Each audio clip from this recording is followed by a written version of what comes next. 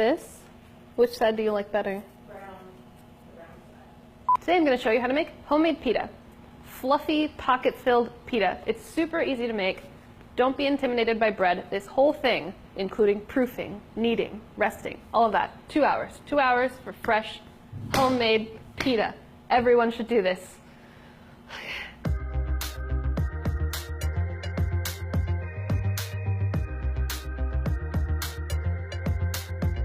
So the dough for pita is very simple. I'm going to start by mixing some warm water. You don't want to use water that's too hot because it will kill your yeast, and that is sad. Adding a little bit of sugar, some salt, olive oil, and this is instant yeast. And I'm going to whisk this together with a little bit of whole wheat flour. So a little bit of whole wheat flour adds a nice nutty flavor, but we don't want to use too much because it makes it difficult to develop the gluten.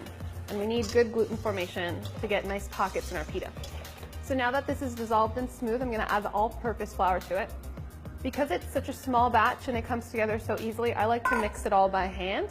I like to start by just bringing it together with my fingers into a shaggy mess. So once we get it to this point, I'm going to start kneading. Because this is such a wet dough, I like to do all the kneading in a bowl. If you turn it out onto a board, you're going to end up adding so much flour to it, you're going to end up with a really dry pita. I'm just folding it over, turning my bowl, just keep going, and we want it to get nice and smooth. It's going to stay a little sticky. This is a wet dough. The recipe says to delicately fold it in a bowl for 10 minutes, or you can do this for like 3. Your choice. The choice is yours. I've been eating for about 10 minutes, and you can see now the dough is nice and smooth and soft. It's still a little sticky, but that's what we want. And now I'm going to transfer it to a clean bowl with a little bit of olive oil just to keep it from sticking. And I like to get it totally coated in the oil so we don't get a skin. Now I'm just going to cover it with a damp towel, and this is just going to take an hour to proof. We want it to double in size. My pita dough has rested for about an hour, and as you can see now, it is doubled in size. It is alive, poofy, and I'm going to punch it down, which is very satisfying. I think it's my favorite part of making bread. So I'm just going to eyeball this into 6 portions.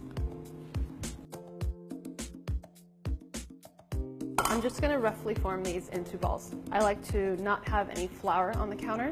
The friction will help you form the balls properly. And we're not pushing down. It's more of like you're moving the dough in circles, not pushing down. You don't want to squish it.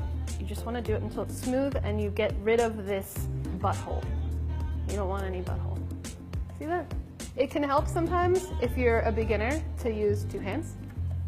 And you can see I'm just pushing it around. I'm not squishing it onto the table. Just keep it in this circular motion. We're not pushing down, being really gentle. There's a little size discrepancy, but we just eyeballed it. It's homemade, it doesn't matter. I'm gonna cover it up for just a little bit.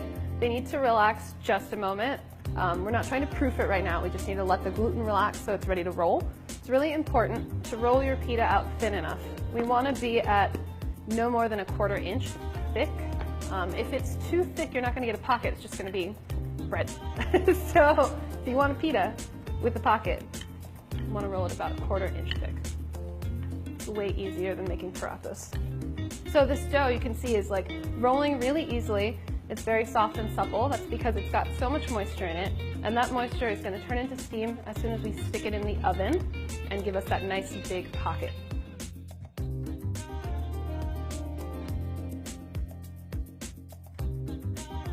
Okay, so now that my pita's all rolled out, I'm going to cover them up with this same damp towel just to make sure that it doesn't get like a crust on the surface. And they're going to proof for just half an hour. They're going to get a little bit puffy, and that's when they're ready to bake. The pita has now proofed for half an hour, and you can see it's got a little poof going on. Check it out. It just looks like it's a little plumper, happier, fluffier. I have a preheated baking steel. My oven's as hot as it goes, and as soon as I get it in there, I'm gonna flip it over. Okay, are you ready? Are you ready? This is gonna happen fast. Okay. And do. what's gonna happen is the exterior of the pita is gonna set right away from the dry heat, while on the inside we're creating steam. And because the outside is set, we're gonna be able to like poof into a nice pocket.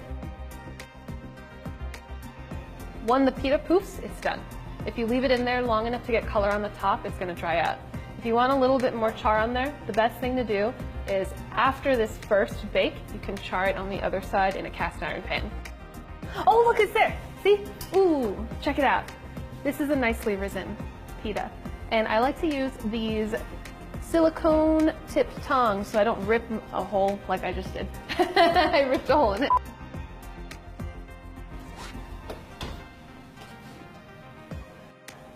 Check out this pita pocket. Oh. Homemade bread does not need to be intimidating. This stuff only takes 2 hours start to finish. So go ahead, do this tonight. Make pita.